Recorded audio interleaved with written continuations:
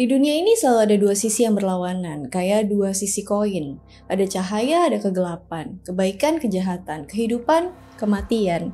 Kita sebagai manusia itu sering bertanya-tanya, konsep apa sih ini sebenarnya? Dari mana semua ini berasal? Gimana keteraturan dan kekacauan bisa berdampingan? Mungkin konsep ini kita udah lebih familiar sama yin dan yang di mitologi China. Tapi kalau dalam tradisi mistisisme atau okultisme Yahudi, jawaban atas pertanyaan-pertanyaan ini terwujud dalam gambaran simbolik yang dikenal sebagai Tree of Sephiroth atau Es Hayim alias pohon kehidupan. Inilah peta metafisik semesta yang gak cuma ngejelasin asal-muasal ciptaan, tapi juga perjalanan spiritual manusia menuju pemahaman ilahi.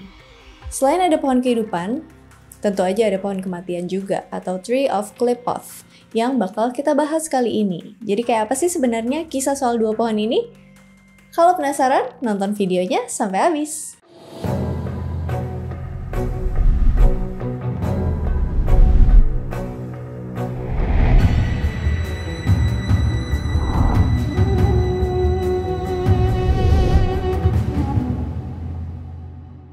Oke, kita bahas dulu Sephiroth. Sephiroth nih kebetulan adalah salah satu karakter yang paling kuat yang ada di game kesukaan aku, Final Fantasy VII. Jadi aku senang banget bahas dia karena ya memang karakternya diambil dari mitologi. So, Tree of Sephiroth atau Es Hayim atau pohon kehidupan pertama kali muncul dalam kitab suci Ibrani, khususnya dalam kitab Kejadian, di mana pohon kehidupan berdiri di tengah Taman Eden, simbol kehidupan kekal. Tapi dalam tradisi Kabbalah, sebuah tradisi mistik dalam Yudaisme yang membahas hakikat Tuhan dan hubungannya dengan alam semesta, terutama yang berkembang sejak abad ke-12 sampai ke-16, istilah ini nggak cuma mengacu pada wujud fisik pohon sesungguhnya, tapi jadi sebuah diagram metafisik. Peta struktur emanasi ilahi, blueprint realitas spiritual dan material, juga jalur menuju pemahaman Tuhan. Tree of Sephiroth digambarkan sebagai struktur hierarkis yang terdiri dari 10 Sephiroth, yang merupakan aspek atau emanasi Tuhan yang memancar ke seluruh ciptaan. Bayangin sebuah pohon atau diagram dengan 10 titik yang saling terhubung sama jalur. Masing-masing titik itu representasi aspek ilahi yang bekerja secara teratur membentuk realitas. Nah, ke-10 Sephiroth itu adalah Keter atau Crown, Chokmah atau Wisdom, Binah atau Understanding, Chesed atau Mercy, Gefurah atau Severity, Tifrith atau Beauty, Netzach atau Victory, Hod atau Glory, Yesod atau Foundation, dan Malkuth atau Kingdom. Tree of Sephiroth dibagi ke dalam 3 pilar utama yang mewakili keseimbangan kekuatan ilahi. Pilar kanan, pilar kasih, representasi aspek ekspansi, kemurahan, kelimpahan. Chokmah, Chesed, Netzach yang tadi. Pilar kiri, pilar kekuatan, representasi aspek pembatasan, disiplin, dan keadilan atau Binah, Gefurah, dan Hod. Pilar tengah, pilar keseimbangan atau rahmat, ini tuh jalur penyeimbang, harmoni antara kekuatan kanan dan kiri, Keter, Tifrith, Yesod, dan Malkuth. Nah, ketiga pilar ini tuh mencerminkan konsep dualitas dan keseimbangan. Jadi kayak dalam Kabbalah nih, segala hal terdiri dari kekuatan yang saling bertentangan, tapi harus tetap berada di dalam harmoni. Ada 22 jalur yang menghubungkan titik-titik ini. Nah, 22 jalur ini tuh ngewakilin 22 huruf dalam alfabet Ibrani. 22 kartu arkana mayor dalam tarot, dan 22 tahap atau jalur menuju pemahaman spiritual yang lebih tinggi. Gabungan 10 Sephiroth dan 22 jalur inilah yang membentuk Tree of Life, struktur peta spiritual lengkap menuju Tuhan dan pemahaman hakiki tentang diri sendiri. Nah, sedangkan Tree of Sephiroth ini adalah simbol, peta, dan kerangka kerja spiritual buat memahami gimana sih Tuhan memanifestasikan diri ke realitas kita, gimana sih alam semesta ini tersusun, gimana manusia dapat berjalan menuju pemahaman yang lebih tinggi, pentingnya keseimbangan antara kasih, kekuatan, dan harmoni, juga hal-hal di balik dunia fisik, tersembunyi struktur kosmik yang kompleks tapi juga teratur. Tapi, seperti setiap cahaya, pasti punya bayangan, struktur ini juga punya sisi gelap. Qliphoth, cangkang kegelapan yang lahir dari ketidakseimbangan penciptaan. Kalau Tree of Sephiroth ini adalah ciptaan yang teratur, kayak jaring emas yang menopang semesta, maka Tree of Qliphoth itu adalah bayangannya. Kekosongan, ketidakseimbangan, kehancuran yang mengintai. Dalam setiap tradisi spiritual nih, selalu ada sisi terang dan gelap, baik dan buruk, dua sisi mata uang yang berseberangan. Dalam Kabalah, kegelapan ini nggak ditolak sebagai ciptaan asing, tapi diakui sebagai produk cacat dari sistem.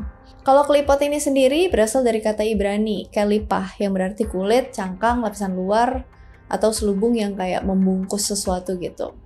Kalau dalam makna sehari-harinya, kelipah ini adalah kulit buah atau cangkang telur. Pokoknya intinya sesuatu yang melindungi sesuatu atau yang menyembunyikan isi di dalamnya. Tapi dalam konteks spiritual, klipot ini adalah lapisan kegelapan yang membungkus dan menghalangi akses ke cahaya ilahi. Manifestasi ketidakseimbangan, kekacauan, distorsi energi suci, juga wilayah atau kekuatan yang kayak timbul dari pecahan dan keretakan dalam struktur spiritual alam semesta ini. Nah, untuk konsep klipot ini sendiri sebenarnya ada di dalam kitab-kitab awal. Di kitab Kejadian atau Bereshit, istilah klipot itu nggak disebut secara langsung. Tapi ini tuh bisa diibaratkan dari narasi kejatuhan manusia di Taman Eden. Dalam tulisan-tulisan Rabini kayak kitab Talmud di abad ketiga Masehi, dan berbagai midrashim atau kumpulan tafsir dan legenda-legenda Yahudi, konsep tentang lapisan kegelapan, kekacauan kosmik, kekuatan yang menghalangi kebenaran, itu sebenarnya udah sering muncul, walaupun belum disistematiskan menjadi pohon atau hierarki kayak klipot yang sekarang. Baru di abad ke-12 sampai ke-13 lewat tradisi Kabalah, konsep klipot ini mulai kayak dapetin bentuk yang lebih jelas gitu. Dalam Kabalah atau kitab suci umat Yahudi, khususnya ajaran Isaac Luria yang hidup di Safed, Palestina pada abad ke-16, klipot ini muncul dari proses Zimsum, yaitu penyempitan atau kontraksi Tuhan buat nyiptain ruang bagi semesta. Sekaligus pecahnya bejana-bejana ilahi, atau kalau dalam bahasa Yunaninya itu Sephirat Hakelim. Karena struktur spiritual ini tidak mampu untuk menampung cahaya Tuhan, cahaya ilahi yang begitu menyilaukan.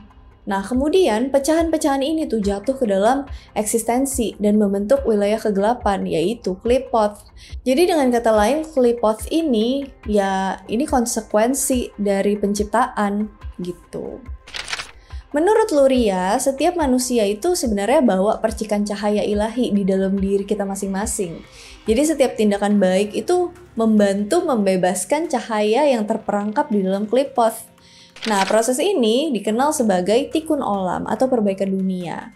Puncaknya ketika semua percikan cahaya itu balik ke sumbernya dan struktur klipot ini hilang kekuatannya. Dengan kata lain, menumpuk kebaikan untuk mengalahkan kejahatan, untuk mengalahkan sisi gelap. Sebenarnya konsep ini menyebutkan kalau kegelapan ini tuh bukan musuh, tapi adalah bagian dari perjalanan penyempurnaan kita sebagai ciptaan Tuhan.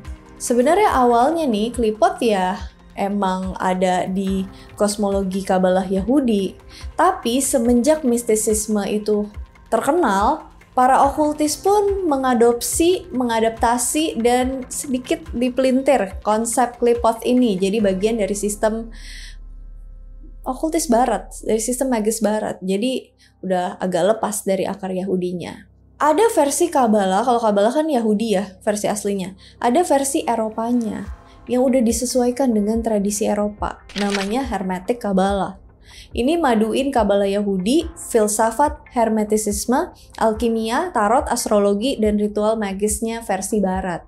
Nah, lewat Hermetic Kabalah ini, Tree of Life dijadiin peta kosmos dan juga kesadaran. Sama seperti Tree of Sephiroth yang metain struktur kesucian, Tree of Qliphoth itu juga dipetakan, yang disebut juga Tree of Death atau Internal Tree. Pohon ini adalah cermin terbalik dari Tree of Life, di mana setiap aspek kesucian itu punya bayangan korup dan terdistorsi. Dalam diagram ini, Qliphoth terdiri dari 10 wilayah atau kerajaan kegelapan, yang masing-masing mencerminkan sisi gelap dari 10 Sephiroth. Ke-10 Qliphoth itu adalah Thomiel, Gogiel, Sathariel, Gamchikoth, Golakab, Tagirion, Harap Serapel, Samael, Gamiel, Lilith. Nah, sekarang kita bahas satu persatu ya. Thomiel, the Twins of God, bayangan dari mahkota ilahi. Di sini diceritakan dua kekuatan besar itu saling bertarung. Satan atau setan dan Moloch itu sering disebut sebagai penguasa Thomiel. Satan sebagai simbol pemberontakan dan penolakan, sedangkan Moloch sebagai simbol pengorbanan destruktif, tirani, dan kekuasaan gelap. Yang kedua, Gogil, those who hinder, bayangan dari Chokmah, kebijaksanaan ilahi. Kebijaksanaan dan pengetahuan yang seharusnya ngasih pencerahan itu justru jadi menyesatkan kalau di sini. Beelzebub dianggap sosok yang ada di balik Gogil ini. Yang ketiga, Sathariel atau the Concealers, bayangan dari pemahaman ilahi atau binah. Di sini pemahaman ilahi berubah jadi kebingungan total dan rasa takut akan ketidaktahuan. Lucifer's Raphael, sosok lesser demons atau iblis kecil, itu sering dikaitkan dengan penguasa Sathariel yang ngendaliin informasi dan menyelubungi realitas dengan ilusi. Jadi insecurity nih masuknya nih. Yang keempat, Gamshikot atau the Devourers, bayangan dari Chesed atau kasih ilahi. Kasih dan kemurahan itu di sini diubah menjadi eksploitatif, minta timbal balik yang nggak masuk akal, hubungan yang kayaknya harmonis tapi sebenarnya destruktif gitu, sebenarnya ngerusak. Di sini penguasanya adalah iblis Astaroth. Yang kelima, Golakab atau Burners, bayangan dari Gefurah atau kekuatan ilahi. Kekuatan yang semestinya menjaga keadilan itu berubah jadi kekerasan brutal dan energi destruktif yang membakar tanpa kendali. Nah, iblis yang menguasai di sini adalah Asmodeus. Dia dikaitkan sebagai penguasa Golakab, simbol nafsu, kekerasan, dan penghancuran. Yang keempat, Tagirian, the Disputers, bayangan dari Tifereth atau keindahan ilahi. Nah, di sini keindahan berubah jadi kepalsuan. Ego, narsisme itu bersembunyi di balik kemuliaan palsu. Nah, Tagirian sering dikaitkan dengan Belphegor, simbol kemalasan, kesombongan, dan kemewahan kosong. Yang ketujuh, Haraf Serapel atau Ravens of Dispersion, bayangan dari Netzach atau kemenangan ilahi. Di sini kemenangan berubah jadi penaklukan penuh korupsi, nafsu nggak terkendali buat menang tanpa moral. Sosok Baal itu dikaitin sama Haraf Serapel ini. Yang kedelapan, Samael, the Poison of God, bayangan dari Hot, kemegahan ilahi. Kemegahan di sini berubah jadi kebohongan, kata-kata jadi racun yang membutakan. Samael di sini adalah penguasanya, sosok fallen angel, dia menguasai dimensi tipu daya dan penyesatan. Di agama Yahudi, Samael dianggap sosok malaikat maut. Sosok iblis di balik Samael adalah Adramelech.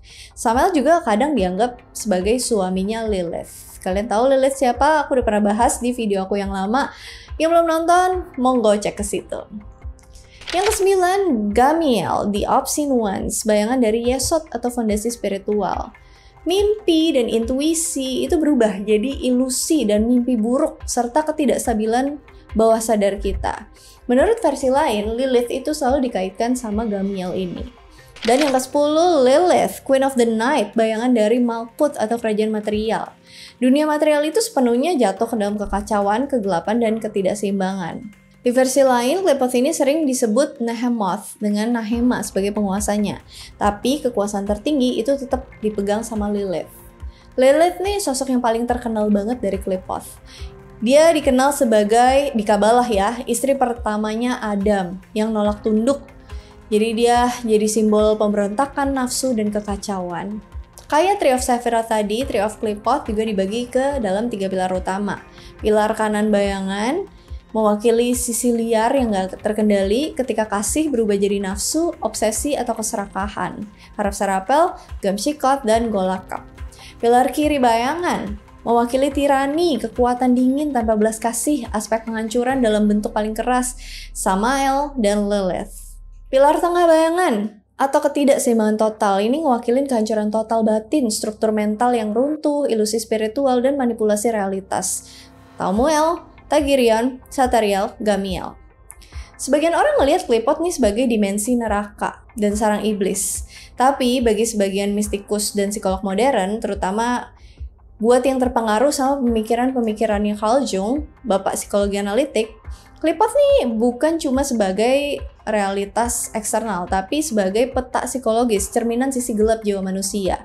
Carl Jung gak pernah membahas Qliphoth secara eksplisit, tapi konsep yang dia kembangin itu sejalan sama konsepnya Qliphoth. Semakin seseorang menyangkal sisi gelapnya, semakin kuat bayangan itu mempengaruhi hidupnya. Semakin tinggi tingkat spiritual seseorang, semakin dalam dia bakal berhadapan dengan bayangan dirinya. Qlipoth bukan ujian buat orang jahat aja, tapi ujian buat siapapun yang pengen naik tingkat kesadaran. Kalau seseorang menyangkal sisi gelap dirinya, dia ngabain trauma, luka batin, terus pura-pura cuma baik-baik aja, maka Qlipoth bisa muncul ke permukaan sebagai perilaku ngerusak diri, ngancurin hubungan sosial, dan nimbulin depresi atau krisis identitas. Dari zaman dulu sampai sekarang manusia nih selalu tergoda buat ngadepin Qlipoth, baik sebagai ujian batin maupun sebagai sumber kekuatan.